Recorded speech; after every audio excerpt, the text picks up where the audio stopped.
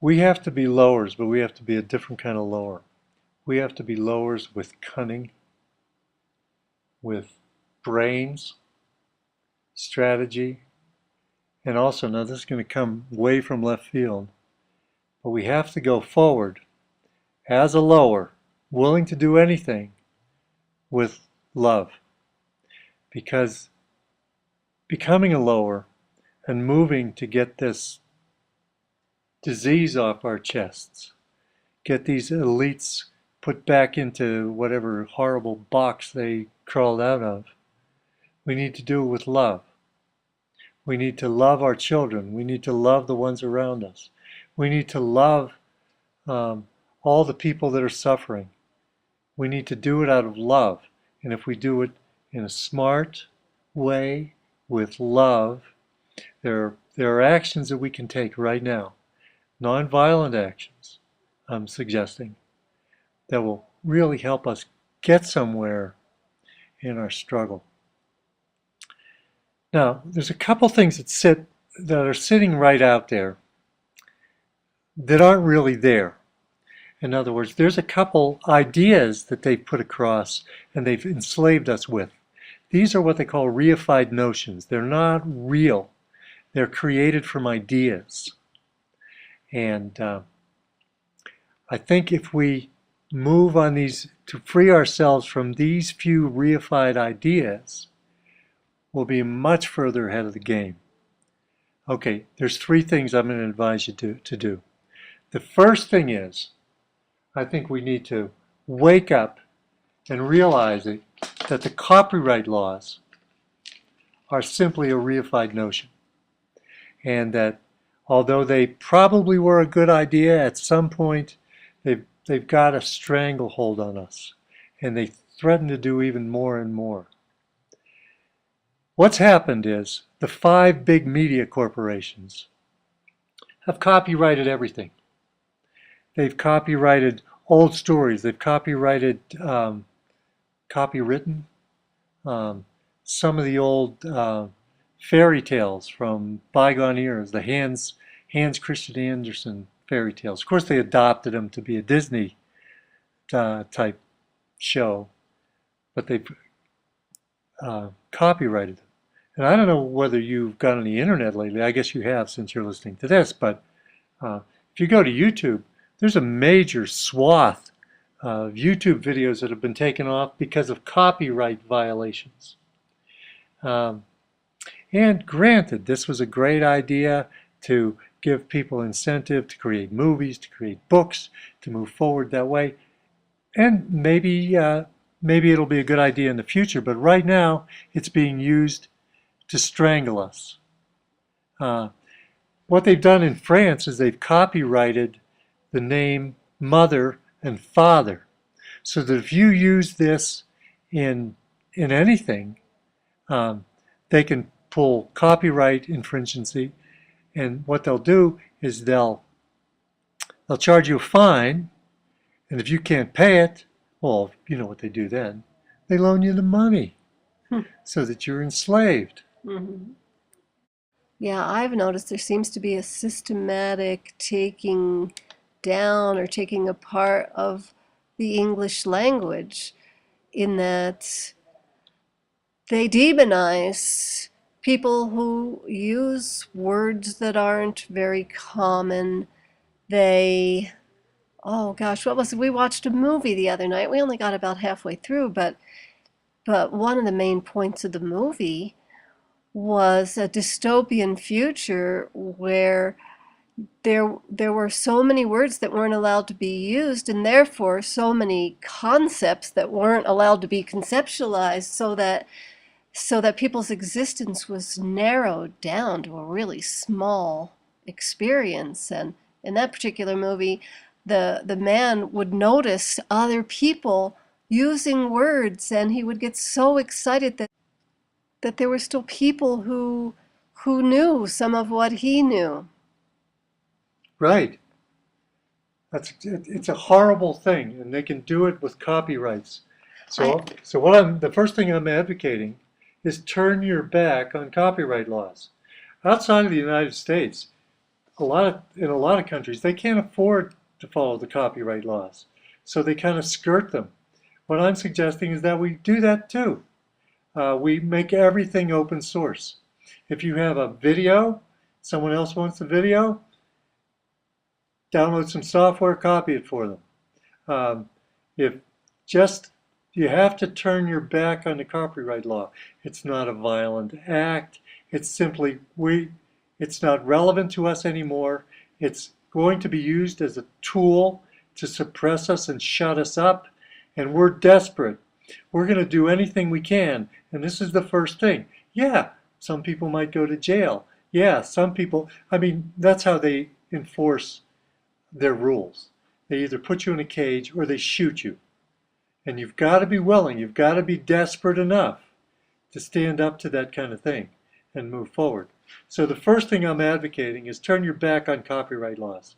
The time has passed, and no one is going to be financially ruined by this, except for a few elite filmmakers that are in the service of the archons anyway. Hmm. The second thing I'm advocating is to end the sanctity of patent laws. Now, patent laws were probably put into place to give people who were clever enough to invent things a way to keep their invention out of the public domain for a while so they could make money. But I'll tell you what's happened. If there's an invention that threatens the status quo, it's bought and hid from the public. I remember long time ago, it was probably 1953, we had just washed the car and my dad and I were sitting down and we were talking, and he had a newspaper there, and he drew my attention to an article in the newspaper about a man who invented a car who ran on water. And the exhaust from this car had oxygen and hydrogen, and it would recombine to make the water again. So it was a totally safe, free, wonderful way to motivate your car. He said, son, he says, you'll never see that invention. He says, what'll happen? It'll be immediately bought by the oil companies, and they'll continue selling you gas like they always did. Well, that's sitting in the patent office. That's part of human creativity. That's part of what we produced, and we deserve to have it. There's a whole myriad of patents that are sitting there that the elites are using to create their, what do they call it, the advanced society, their breakaway society. Their breakaway society, and we have no access to. I'm driving a car. The engine was invented in 1885. I mean, in 1970s, I took a course in computers, and the computers were as big as an office building. And since then, we've reduced it down to, oh, God, where we can research a word in several million documents in a nanosecond. That's how much that's advanced. The automobile hasn't advanced. Why? Because it's in service to the elites. We cannot continue to allow them to take away our creativity with the patent laws. So I don't know how this works. I don't know whether we need whistleblowers on the inside. I don't know whether we need people who have invented these things to come forward and say, look, I'm giving it to us. I'm taking it away from them.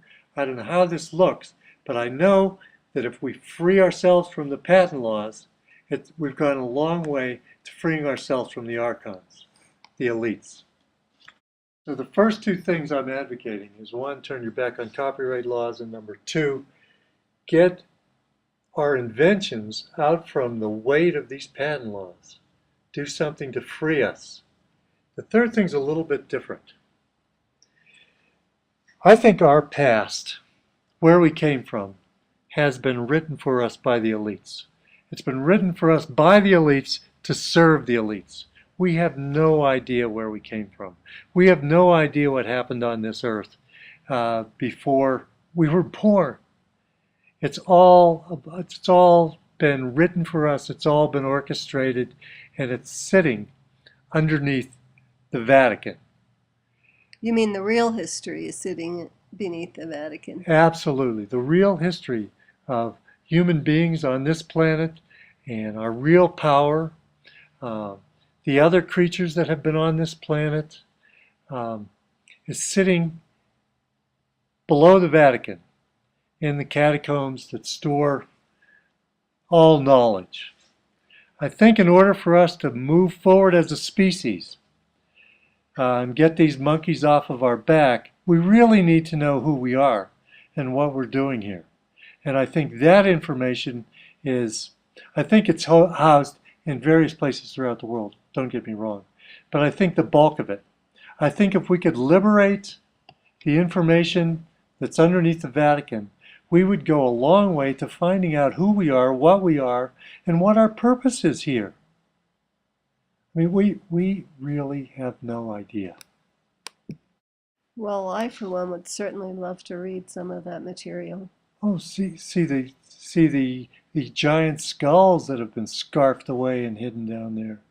Who knows what kind of archaeological things are sitting down there waiting for us to discover so we can move forward. George Orwell said, "He who controls the present controls the past, and he who controls the past controls the future." Certainly they control the present, and they control our notion of the past. And without freeing us up, without us seeing what's going on, without us knowing anything, I think we're kind of dead in the water. So I don't know exactly how this could be done. I suppose infiltration, uh, maybe whistleblowers again. Maybe there's certain ways that we could demand this on a public forum. There are certainly courts throughout the world that might work on our behalf. There are probably people that are guarding this that aren't so totally brainwashed that they don't understand what's going on. I don't know how this could happen, but I know that this would move us forward a great deal if this stuff came out. It would be like rediscovering the Gnostic texts in full context so that we all really knew what was going on. So everybody has their idea, I guess, of what to do. These are my 3 ideas, and I think if we can drop down and realize that we're lowers, realize that we're desperate. Within 20 years, we're all going to be in Orwellian nightmares. I mean, if we're not right now. Look at what's happening throughout the Middle East. We have to realize that we're lowers and get in action, and then we have to be smart. And I think copyright laws, patent laws, and the secrets of the Vatican are 3 ways to start the ball rolling. Yeah, and it comes down to, really, doesn't it, what we believe is possible. And if we believe in a better future for mankind, then it can happen. Exactly, Mindy. But we have to drop down and realize the situation we're in. We're not middles. Mm-hmm. We're being coddled and allowed to watch TV and allowed to watch sports and allowed to have spicy food or I don't know what else placates the public. But whatever it is, we have to get by it and realize that, realize what's the future going to be like for your kids in 5 years. Just Go from there. take some trends. Okay. Hey, we're about out of time, so we better wrap this up for now. Thank you all so much for joining us. Be in touch with us if you'd like. Go to one of our blogs. They have show notes. Well, we might not have any show notes today, but anyway, visit us there, pineconeutopia.yolasite.com, transformationchronicles.yolasite.com, and pineconeutopia.blogspot.com. Bye for now. Bye.